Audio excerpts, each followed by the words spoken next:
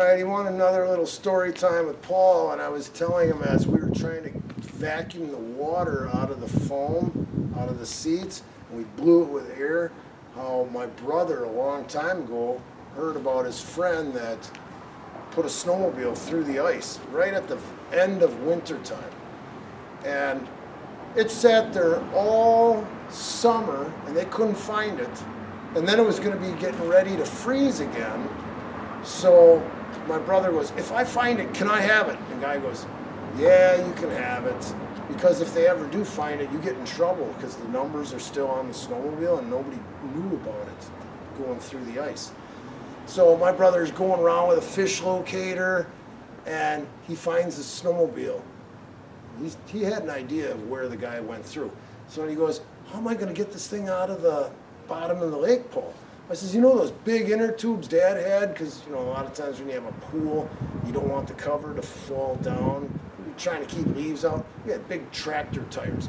I says, take my air tank, and then you take these tires, and then we'll have Jim, a friend of ours, that had scuba gear, and he'd go down, and the water was already getting cold, and he put the inner tubes around the skis of the snowmobile, and then he had the air tank with a long hose, and he went down there and he filled up these inner tubes around the skis, and the snowmobile comes to the surface of the water. But then they didn't want to take it out of the lake, you know, right around that area, or the neighbors might say, where did you get that snowmobile? And the guy would have gotten in trouble. So they went all the way around to the other side of the lake, and this thing was, they were going fast enough with the boat where the snowmobile was floating like a hydroplane on these inner tubes. And about the time they get to where they were going to get it out of the lake, this is where a yacht club is, the thing turned around, and all of a sudden, whoa, when it went under, it was like, put the brakes on the boat, you know, it was pulling the boat up in the front,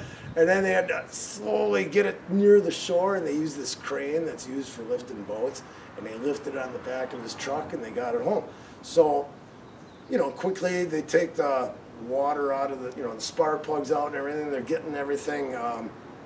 It was actually pretty decent, because the further down in the lake it is, it doesn't really damage it. There's no oxygen down there, but they quickly got all the fluids drained and everything. You got to fire it up, but the seat cushion was all saturated in water.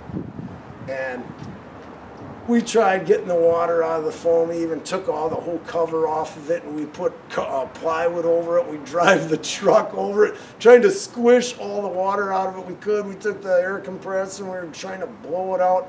Well, when it would get about 30 degrees, it was okay. You still had a soft cushion. It was a Yamaha Phaser.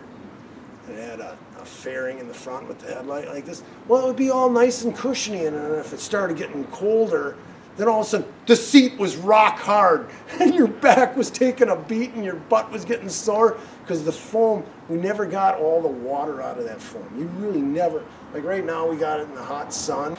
The water all by gravity came down to here. It's still wet right here. And I was taking a shop vac and I was sucking this out, and then I took the air compressor and I was actually blowing it through, and then water would mist out coming out of it. But it'll dry up during the summertime with all the hot air.